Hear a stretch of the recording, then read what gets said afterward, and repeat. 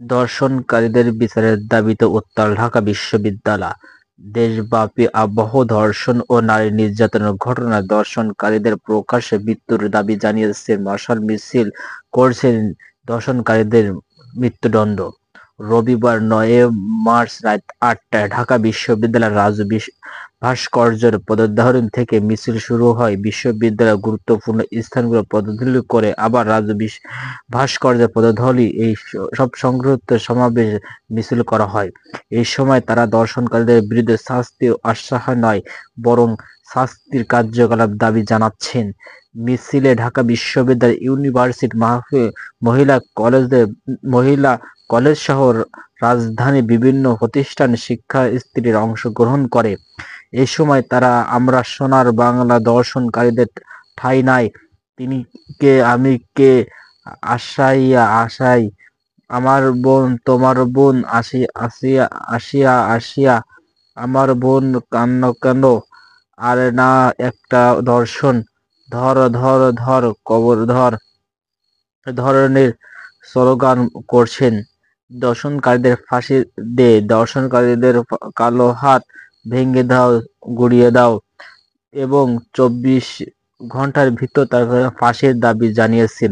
ধর্ষণকারীদের ঠোঁট নাই, জাহাঙ্গীরনগর কি খাই, ঘুম নাকি ইত্যাদি স্লোগান দিতে থাকে। বৈষম্য বিরোধী ছাত্র আন্দোলনের সাবেক মুখপাত্র উম্মা ফাতেমা বলেন, "আমরা দেখছি ধর্ষণের বিষয়ের মামলা আসামি ৪ থেকে ৫ বছরের বেশি জেলে থাকে না। আমরা চাই সেগুলো ঘটুক, করে দ্রুত বিচার নিশ্চিত করতে তাদের সর্বোচ্চ শাস্তি নিশ্চিত করে হোক। বিচারের দীর্ঘমেয়াদী বর্জন করতে হবে। অব্যাহত ধর্ষণ ও নারী নিপীড়নের বিরুদ্ধে আপনার সামাজিক প্রতিবেদন গড়ে তুলতে হবে। আপনারা অপরাধী আইনের হাত তুলে দিন এবং তাদের সামাজিক বয়কট করুন। আমরা চাই এ দেশে প্রতিটি অপরাধীর শাস্তি হোক।" সমাবেশে ফুলিয়ে ওঠে কামাল শিক্ষার্থী সামিয়া রাশিদ, শামসুন নাহার হলো সামিয়া মাসুদের বঙ্গবন্ধু, শেখ ফাজলাতুন নিসা শিক্ষার্থী, দিরিয়া বসু মহিলা কলেজের শিক্ষার্থী, জান্নাত ইউ মহিলা কলেজের সুমাইয়া প্রমুখ বক্তব্য রাখেন। সমাবেশ থেকে নারী শিক্ষার্থীরা বলেন, "নারীকে নারী হিসাবে না, মানুষ হিসাবে ভাবুন। আমরা ভয় থাকি কখনো কে আমাকে শারীরিক ও কালো হাত দে। আমাদের নিরাপত্তা চাই। আমরা চাই না বাহিরে হোক আমাদের উপর কেউ লুটপাট লুণ্ঠিত তাকিয়ে থাকুক। আমরা ধর্ষণকারীদের এমন শাস্তি চাই যা দেখে অন্যদের এই কাজ করতে বারবার ভাবতে হয়। আমরা চাই তাদের শাস্তির কার্যকলাপ হোক। যতদিন এদের বিচার না হবে রাজপথে ছাড়ব না। দরকার হলে আমরা স্বরাষ্ট্র উপদেষ্টার বাসভবন ঘেরাও করব বা তার পদত্যাগ করতে বাধ্য করব।"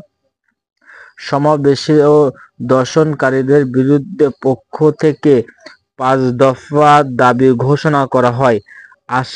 আসিয়ার মামলার ক্ষেত্রে বিশেষ ট্যাস্ক গঠন করে মাধ্যমে ৭.৫ দিনের মধ্যে তদন্ত রিপোর্ট জমা এবং ১ মাসের মধ্যে আসামি ধর্ষণকারীর বিচার প্রক্রিয়া সম্পন্ন করতে হবে। সর্বোচ্চ শাস্তি মৃত্যুদণ্ড। আদেশ নিশ্চিত করতে হবে। বিচার প্রক্রিয়া চলমানকালে তার পরিবারের নিরাপত্তা নিশ্চিত করতে হবে। প্রত্যেকের ধর্ষণ মামলার বিচারে বিশিষ্ট ট্রাইব্যুনাল গঠন করে দ্রুত মামলার বিচারকার্য সম্পন্ন করতে হবে এবং ধর্ষণের বিচার নিশ্চিত করতে হবে। ৩ কার্যদিবসের মধ্যে বিচার ট্রাইব্যুনাল গঠন করতে হবে। দ্রুত বিচার প্রক্রিয়া শুরু করতে হবে। নারী ও শিশু নিরাপত্তার প্রশ্ন স্পষ্ট উপদেষ্টা আইন উপদেষ্টা ও শিশু বিষয় উপদেষ্টা ব্যর্থতায় স্বীকার করে জবানবন্দি করতে হবে এবং সব শিক্ষার্থী প্রতিষ্ঠান কর্মকর্তা নারী ও শিশু নিরাপত্তা সেল গঠন করে সেল কার্যক্রম নিশ্চিত করতে হবে। ধর্ষণ ও যৌন নিপীড়ন ও সামাজিক যোগাযোগ মাধ্যমে সাইবারবুলিং আইনের সংবিধান ও অপরাধে স্পষ্ট যন্ত্রণা আদালতের প্রসঙ্গে হাসিমুখে ইনু। আইনজীবীদের বলে, "কোনো চিন্তা করবেন না, প্রত্যেক দুটি হত্যার চেষ্টা মামলা জাতীয় সামাজিক দলের জোট সভাপতি সাবেক তথ্যমন্ত্রী হাসানুল হক ইনুকে কারাগার থেকে পাঠানোর আদেশ দিয়েছেন আদালত। রবিবার ৯ মার্চ দুপুরে কারা পুলিশ পাহারায় আদালতে হাজির করা হয়।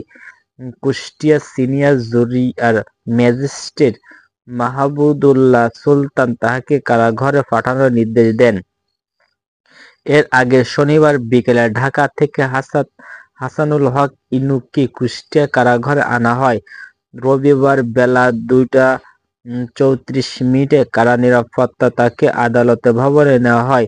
সকাল থেকে আদালতের চূড়ান্ত কুষ্টিয়া এবং ২ মিরপুর বহ আসনের সাবেক এই সংসদ সদস্যকে দেখতে দিল্লি শতাধিক নেতা কর্মী ভিড় করে। প্রত্যক্ষদর্শী সূত্রে জানা গেছে, পুলিশের প্রতিক্রিয়া ভবন কড়া নিরাপত্তায় ইনুকে আদালতে নেওয়া হয়। এলজিহু কাটাগড়া ৩-৪ মিনিট দাঁড়িয়েছিলেন। সেখানে তার আইনজীবীর সঙ্গে কয়েকবার কথা বলেন। এলজি এর বাইরে হয় তিনি আবার আইনজীবীদের সঙ্গে কয়েক মিনিট কথা বলেন। সেখানে এক পর্যায়ে ইনু বলতে শোনা যায়, কোনো চিন্তা করবেন না। এই সময় বিপ্লবী জাহিদ নেতাকর্মী আদালতে চূড়ান্ত ভিড় করে। মামলা শুনানি শেষে পুলিশি পাহারায় প্রয়োজন ভ্রম তোলার সময় হাসানুল হক ইনু জাহিদ নেতাকর্মীদের উদ্দেশ্যে হাত নাড়িয়ে শুভেচ্ছা জানায় এবং আদালতের সূত্রে জানা গেছে, ২০১৮ সালে ২২ জুলাই কুষ্টিয়ার একটি আদালত থেকে মানবহীন মহিলা জামিন নিয়ে বের হয় সময় আমরা দেশে পত্রিকা সম্পাদক মাহবুবুল্লাহ রহমানকে ওপেন হামলা হয়। আদালতে প্রসঙ্গে ছাড়ার সময় লাঠি এর আঘাতে তিনি আহত হন।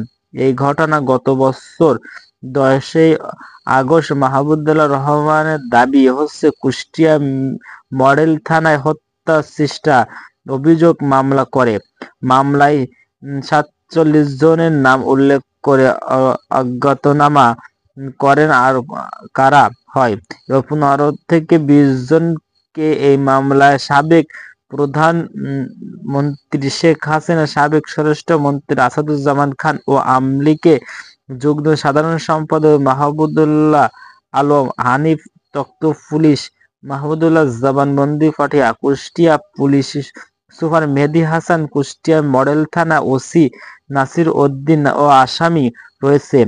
এ মামলায় হাসানুল হক ইনু ৪ নম্বর আসামি। এছাড়াও ৫ আগস্ট বৈষম্য বিরোধী ছাত্র আন্দোলনের মামলার ঘটনায় আহত শরীফুল ইসলামের দাবি হয় আরও একটি হত্যার মামলা দায়ের করা হয়। এই মামলায় হাসানুল হক ইনুকে আসামি করা হয়।